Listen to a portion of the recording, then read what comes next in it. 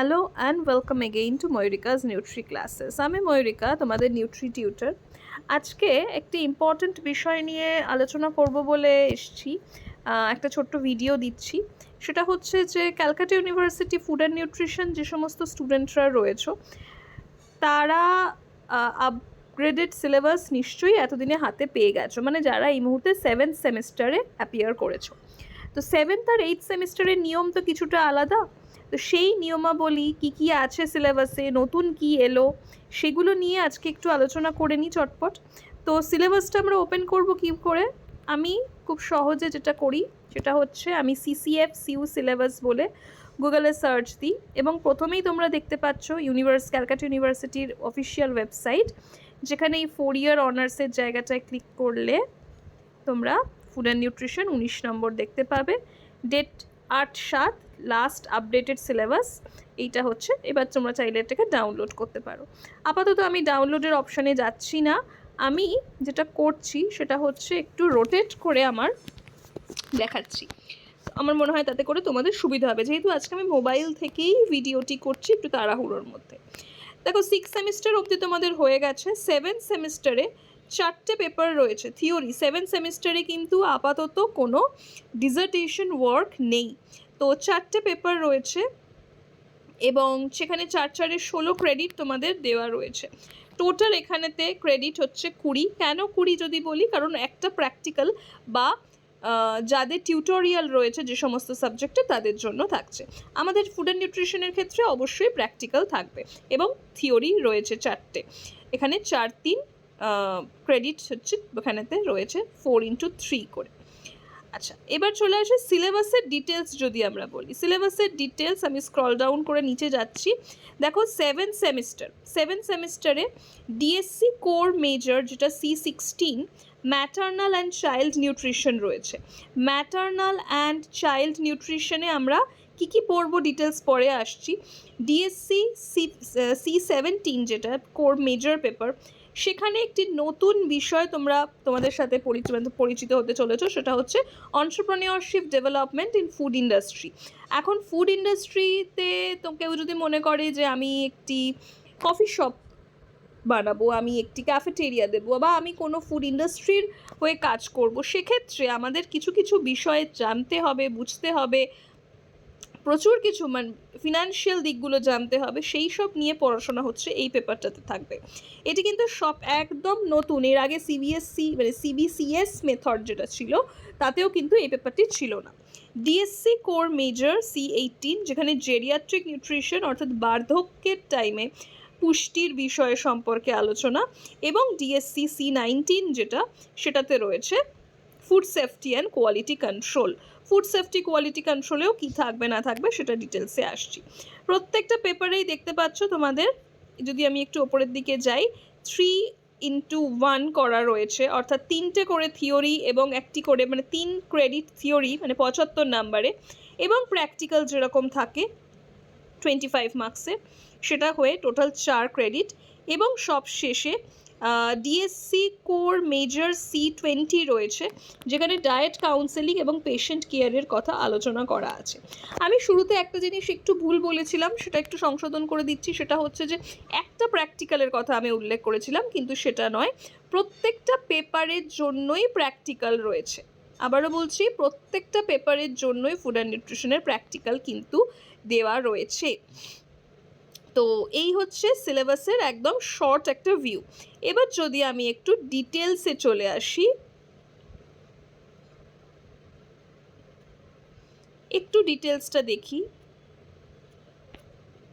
আমি একদম স্ক্রল করতে করতে নিচে যাচ্ছি। এগুলো সব তোমাদের আগের সিলেবাসে, আগের সেমিস্টারগুলোতে তোমরা পড়ে এসছো। 6 সেমিস্টার হয়ে গেল। চলে আসি 7th সেমিস্টারে দেখতে পাচ্ছ কোর্স আউটকাম দেওয়া রয়েছে। আচ্ছা, ম্যাটার্নাল নিউট্রিশন, যেখানেতে প্রেগনেন্সি ল্যাকটেশন, এর আগে তোমরা কমিউনিটি হিউম্যান নিউট্রিশনের মধ্যে প্রেগনেন্সি ল্যাকটেশন পড়েছো, সেইটার আরও কিছু ডিটেইলিং দেওয়া রয়েছে এইবারে। ল্যাকটেশন ব্রেস্ট ফিডিং, তার কিছু ডিটেইলিং আছে। Infant young child nutrition, child nutrition, nutrition for school age এবং অ্যাডোলেসেন্ট। মোটামুটি হিউম্যান নিউট্রিশন পার্ট 2তে তোমরা যেগুলো পড়ে এসেছিলে সেইগুলোই কিন্তু আবারও আরেকটু ডিটেলে থাকছে, বাট আগেরগুলো কিন্তু থাকবে। তার কিছু প্র্যাকটিক্যাল দেওয়া রয়েছে, প্র্যাকটিক্যাল তো কলেজ করিয়েই দেবে ডেফিনেটলি। তো এখানে দেখতেই পাচ্ছ কী কী প্র্যাকটিক্যালস মোটামুটি রয়েছে। আচ্ছা, অন্ট্রপ্রেনিয়রশিপ ডেভেলপমেন্ট ইন ফুড ইন্ডাস্ট্রি, এই বিষয়টা কিন্তু একেবারে নতুন। এখানে অন্ট্রপ্রেনিয়র কারা, যারা নতুন কোনো কাজ শুরু করছে, কোনো বিজনেস শুরু করছে, নতুন কোনো কনসেপ্ট নিয়ে, সে তাদেরকে আমরা অন্ট্রপ্রেনিয়র বলে থাকি। তো সেই অন্ট্রপ্রেনিয়রের কনসেপ্ট ফুড ইন্ডাস্ট্রিতে সেটাকে কিভাবে কাজে লাগানো হয়, সেখানে দেখতে পাচ্ছ nutraceutical, street food, start up business, এই সমস্ত বিজনেস প্ল্যান করতে গেলে কী কী প্রজেক্ট রিপোর্ট জমা দিতে হবে বা বিজনেসের কী কী আইডিয়াস থাকবে, সেক্ষেত্রে লিগাল বা ফিনান্সিয়াল যে সমস্ত ফ্রেমওয়ার্কগুলো, গভর্নমেন্টের তরফ থেকে যে সমস্ত সার্টিফিকেশন নিতে হয় অবশ্যই, শুধুমাত্র এফএসএসআই এর নয়, এমএসএমই, পিএমএফএমই ইত্যাদি, এগুলো সমস্ত রয়েছে। মার্কেটিংয়ের বিষয়ে অনেক কিছু তোমরা জানতে পারবে, পড়তে পারবে, এবং সাস্টেনেবিলিটি, এথিক্স, গ্রোথ স্ট্র্যাটেজি ইত্যাদি। এই পেপারটিরও কিন্তু প্র্যাকটিক্যাল আছে, অর্থাৎ 75+25। আচ্ছা, রয়েছে জেরিয়াট্রিক নিউট্রিশন, যেটা পেপার 18 পেপার রয়েছে। জেরিয়াট্রিক নিউট্রিশনের সম্পর্কে বার্ধক্যের ধীরে ধীরে যে আমাদের শারীরিক পরিবর্তন, মানসিক পরিবর্তন, সেই সমস্তগুলো নিয়ে আলোচনা করা হয়ে থাকে। এবং তার সাথে সাথে কোয়ালিটি অফ লাইফ, সেখানে কীরকম নিউট্রিশনের রিকোয়ারমেন্ট রয়েছে, কী কী ডিজিজ হতে পারে এই সময়তে, পাশাপাশি যে সমস্ত রিস্ক ফ্যাক্টরগুলো কাজে মানে আমাদের সমস্যা সৃষ্টি করতে পারে বয়সের জনিত কারণে, সেই সমস্ত রিস্ক ফ্যাক্টর, প্রিভেনশন এবং ম্যানেজমেন্ট। এবং বিভিন্ন ক্ষেত্রে বিভিন্ন ক্লাব, বিভিন্ন এনজিওস, গভর্নমেন্টের তরফ থেকে অনেক নানান রকমের ট্রিটমেন্ট প্রসিডিওর, প্রিভেনশন প্রসিডিওর, নানান রিহ্যাবিলিটেশন প্রসিডিওর নেওয়া হয়।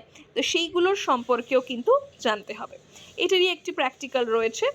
আর রয়েছে food safety quality control. Food safety quality কন্ট্রোলে তোমরা দেখতে পাচ্ছ যে foundation of food safety and quality concept, foundation of food safety and quality concept, যেখানেতে food security, food defence, food fraud, খাবার নিয়ে অনেক কিছু তো গণ্ডগোল হয়, অনেক ভেজাল, অনেক কিছু সমস্যা তৈরি হয়, সেই সমস্ত নিয়ে আলোচনা, সেই সমস্ত নিয়ে পড়াশোনা।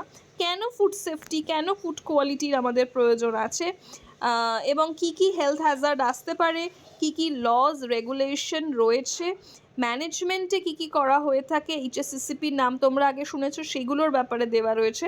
অ্যানালিটিক্যাল বা র্যাপিড ডিটেকশন টেকনিক্সের বিষয়ে আলোচনা রয়েছে, যেখানে এলিসা, পিসিআর, বায়োসেন্সার, এইচপিএলসি, এই সমস্ত মেথডসগুলোও পড়তে হবে। এবং এই মুহূর্তে যদি আমরা বলি ন্যানো টেকনোলজি ভীষণ একটি কার্যকরী একটি জায়গা, তো সেটা মেডিসিনের ক্ষেত্রে, খাবারের ক্ষেত্রে, সব ক্ষেত্রেই সেটা অ্যাপ্লিকেবল হয়। এই যে আমরা নানান রকমের ফেস ক্রিম ইউজ করি, সেক্ষেত্রেও ন্যানো টেকনোলজি ব্যবহার করা হয়। তো সেই multidisciplinary application and emerging Trends, এই সমস্ত নিয়ে আলোচনা। এইটা হচ্ছে আমাদের ফুড সেফটি কোয়ালিটি কন্ট্রোলের। এরপরে প্র্যাকটিক্যালের অংশ, যে যারা যেরকম, যাদের কলেজ যেরকম দেবে, সেটা ল্যাব বেসড হতে পারে, কেস স্টাডি হতে পারে, সার্ভে হতে পারে ইত্যাদি। আর last but not the least, ওই যে বললাম 4টে পেপার, সেখানে diet counselling and patient care রয়েছে। এর আগে তোমরা পড়েছো ডায়েট থেরাপি পার্ট 1, পার্ট 2, বিভিন্ন রোগের সম্পর্কে। কিন্তু শুধু থেরাপি তো করলে হবে না, কাউন্সেলিংয়ের জায়গাটা তো খুব ইম্পর্ট্যান্ট। তাই কাউন্সেলিংয়ের স্টেজ, বিভিন্ন বয়সের কাউন্সেলিং, ডায়েটিশিয়ানের রোল, নিউট্রিশনিস্টের রোল, তাদের মধ্যে পার্থক্য কোথায়, এই সমস্ত বিষয় নিয়ে আলোচনা কিন্তু এই পেপারে করা হয়ে থাকবে, এবং তারও প্র্যাকটিক্যাল রয়েছে। তো এই হচ্ছে আপাতত 7th সেমিস্টারে কী কী আছে সেই বিষয়ে একটা ধারণা। 8th সেমিস্টার যদি আমরা দেখি, একটুখানি জাস্ট দেখে রাখি, এক্ষুনি দরকার নেই, সেখানে রিসার্চ পেপার নিয়ে একটি অংশ আছে উইথ রিসার্চ, যেখানে রিসার্চ মেথোডোলজি পার্ট 1, পার্ট 2 এগুলোকে পড়তে হবে। আবার যদি তোমরা একটু স্ক্রল করে নিচে যাও, সরি, তাহলে দেখতে পাবে যে ডিসার্টেশন ছাড়াও, রিসার্চ ওয়ার্ক ছাড়াও উইদাউট রিসার্চও কিন্তু একটি মানে অংশ রয়েছে, মানে যাদের জন্য রিসার্চ হয়তো ডিসার্টেশনের সুযোগ সবাই পেলে না, যাদের হয়তো 75% মার্কস হলো না, তাদের ক্ষেত্রে থিওরি পেপারটাই প্রযোজ্য হবে। তাহলে থিওরি পেপারে তাদেরকেও কিন্তু রিসার্চ মেথোডোলজি পড়তে হবে, বায়োস্ট্যাটিস্টিক্স, কম্পিউটার অ্যাপ্লিকেশন তাদেরকেও পড়তে হবে, তবে তার সাথে সাথে ফুড ফার্মেন্টেশন পড়তে হবে তাদেরকে, ফুড প্যাকেজিং পড়তে হবে, হয়তো যারা ডিসার্টেশনে অন্যান্য কাজ করবে, কিন্তু থিওরি পেপারে তাদেরকে এই সমস্তগুলো পড়তে হবে। তো সেগুলো ডিটেলিং এখন আর যাচ্ছি না, ফাংশনাল ফুডস রয়েছে, এগুলো ডিটেলিংয়ে এখন আর যাচ্ছি না, কী আছে কী নেই, এটা নয় পরের আবার ভিডিওতে বলা যাবে। আপাতত আজকের মতন এইটুকুই থাকলো, দেখে নিতে পারবে তোমরা কিভাবে ডাউনলোড করলাম, কিভাবে বললাম। আর এই মুহূর্তে ময়ূরিকাস নিউট্রি ক্লাসেসে অ্যাডমিশন চলছে 7th সেমিস্টারের জন্য, অ্যাজ ওয়েল অ্যাজ ফার্স্ট সেমিস্টারের স্টুডেন্টদের জন্যও কিন্তু ভর্তি চলছে ক্যালকাটা ইউনিভার্সিটির। এর পরের ভিডিওতে আমি ওয়েস্ট বেঙ্গল স্টেট ইউনিভার্সিটির কী কী নতুন চেঞ্জেস এনেছে বা কী কী নতুন আপগ্রেডেশন এসছে সেটা নিয়ে আসবো। আজকের মতন তাহলে এইটুকুই থাকলো, থ্যাংক ইউ।